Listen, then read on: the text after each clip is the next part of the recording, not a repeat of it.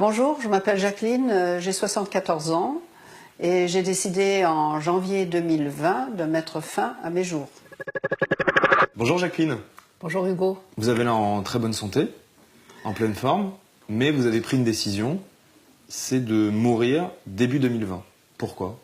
Parce qu'il faut bien fixer une date à un moment ou à un autre si on veut partir comme on veut partir.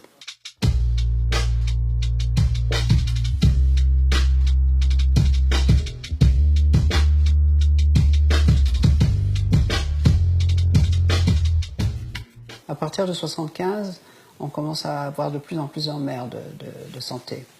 La maladie d'Alzheimer, la maladie de Parkinson, tout ça, c'est vers ces eaux-là vous attrapez ça. La perte de l'autonomie, pour moi, c'est la fin de la vie. J'ai pas envie qu'on s'occupe de moi. J'ai pas envie d'avoir des infirmières. J'ai pas envie qu'on me mette dans un mouroir.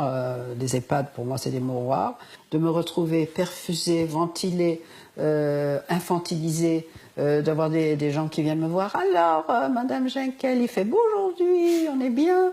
Et de me faire voir des clowns.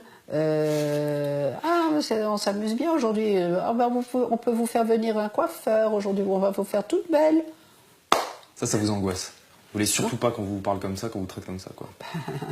Et après qu'on me torche, que je sois pas capable de prendre mon bain toute seule, non, no way, pas question, je veux pas de ça, non.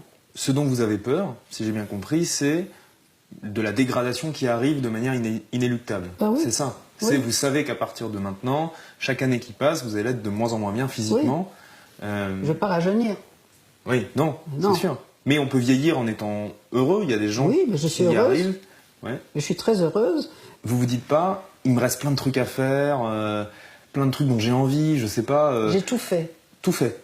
J'ai tout fait, j'ai voyagé dans le monde entier, j'ai fait 3 garçons, j'ai connu l'amour, j'ai connu la passion. Mais il vient un moment où ça aussi c'est fini. Comment vous dire, moi j'ai pas envie de faire l'amour avec un mec qui a un bide énorme, qui a des seins plus gros que les miens, qui bande plus, ça m'intéresse plus. Donc ce qui m'intéresse, c'est les mecs de votre âge à vous, entre votre âge à vous, limite 40. Les mecs comme ça, vous croyez qu'ils ont envie d'une vieille comme moi? Non, ils ont envie si je les entretiens, oui. Donc il faudrait que je me dise, est-ce que j'ai envie d'entretenir un mec? Non. On en parlait avant l'interview, vous me disiez, il y a beaucoup de gens qui font des critiques, qui disent que je suis égoïste, que je pense pas à mes enfants, parce que vous avez 3 fils et 3 petits-enfants.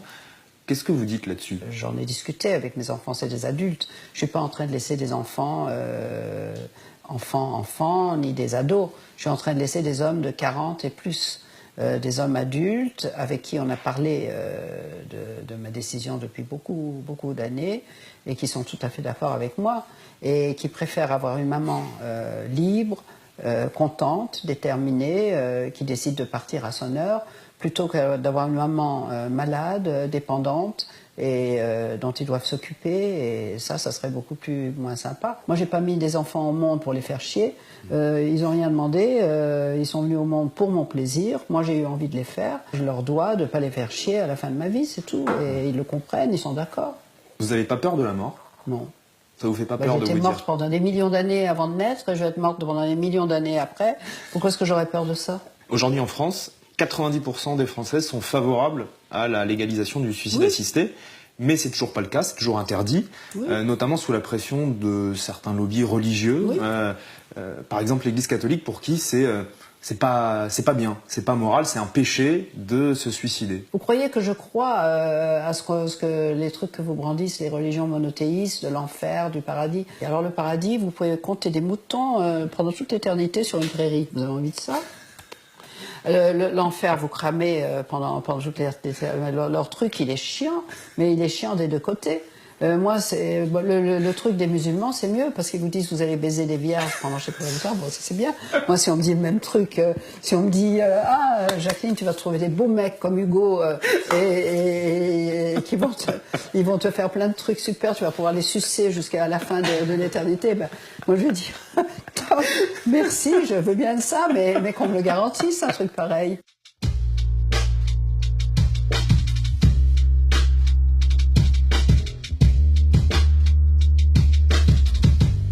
Ça va se passer comment concrètement? Ça va se passer que je vais dire au revoir à tout le monde, je vais faire un dîner, je vais inviter mes copains, la famille. On va aller dans un des restos que j'aime bien, à Paris, on va se dire au revoir. Et puis après, j'irai à Bâle. En Suisse. C'est 3 secondes. Vous tournez le robinet d'une paire, vous dites je suis Jacqueline Jekyll, il faut être conscient. Sinon on ne peut pas. Il faut dire je suis lucide, je suis Jacqueline Jekyll, j'ai bien vécu, j'ai tel âge, maintenant je voudrais en finir. Et le médecin, s'il est d'accord, il dit bon très bien, voilà. Après, il y a la police qui vient, le médecin légiste qui constate que je suis éclairée, lucide, capable de discernement. C'était une décision que j'ai prise moi. Vous avez choisi janvier 2020 pour mourir. Pourquoi cette date? Pourquoi janvier 2020? C'est avec Erika, la doc suisse, avec qui on a parlé. C'est ma copine. Je lui ai dit, écoute, j'ai pas envie de passer encore 2 hivers. Je crois que je vais passer Noël. Et puis à Noël, ce fera 2 Noëls encore avec les enfants. Puis après, c'est bon. Elle me dit, non, Noël, non, parce que moi, je pars en vacances. Je pars en vacances pour Noël, pour le jour de l'an, tout ça. Alors il faut que ce soit janvier ou février, ça. Alors j'ai dit bah oui, je m'adapte, il n'y a pas de problème, voilà. Ça fait des années que je retarde. Hein. J'attends ceci, j'attends cela, mais je suis accro à la vie, moi. Évidemment, je suis accro à la vie. Vous allez peut-être reculer alors encore. Ben, ça dépend. Je vais peut-être reculer si la loi change en France. Si elle ne change pas en France, je suis bien obligée de faire comme j'ai décidé de faire. Moi, quelque part aussi, c'est un geste militant que je fais. C'est pas, je pense pas qu'à moi. Qu'est-ce que vous dites à Emmanuel Macron? Si j'étais Emmanuel Macron? Je lui dirais, écoutez, Monsieur le Président, vous êtes le président de la France, vous êtes jeune encore. Ça ne veut pas dire qu'il ne peut pas vous arriver un truc. Votre femme, elle est plus si jeune que ça. Il peut vous arriver un truc ou à l'un ou à l'autre. Qu'est-ce que vous voulez pour vous? Il a déjà répondu à cette question. Il a dit, pour moi, je déciderai. Alors, si pour vous, vous décidez, pourquoi vous n'accordez pas ce droit à vos compatriotes? Vous avez peur des lobbies pharmaceutiques, vous avez peur des lobbies des EHPAD qui sont cotés à la bourse, vous avez peur du Vatican, celles qui veulent continuer à vivre, qu'on leur donne des vies dignes, qu'on ne les laisse pas des semaines entières dans leurs propres excréments sans les changer, parce que c'est ce qui se passe dans certains EHPAD, mais que ceux qui n'ont pas envie d'être infantilisés, que ceux qui n'ont pas envie de finir comme ça, qu'on les laisse choisir de mourir. C'est tout. C'est ça que je dirais au président Macron. Est-ce que réussir sa mort, c'est aussi réussir sa vie? Bien sûr. Ça fait partie de la vie, la mort. Bien sûr.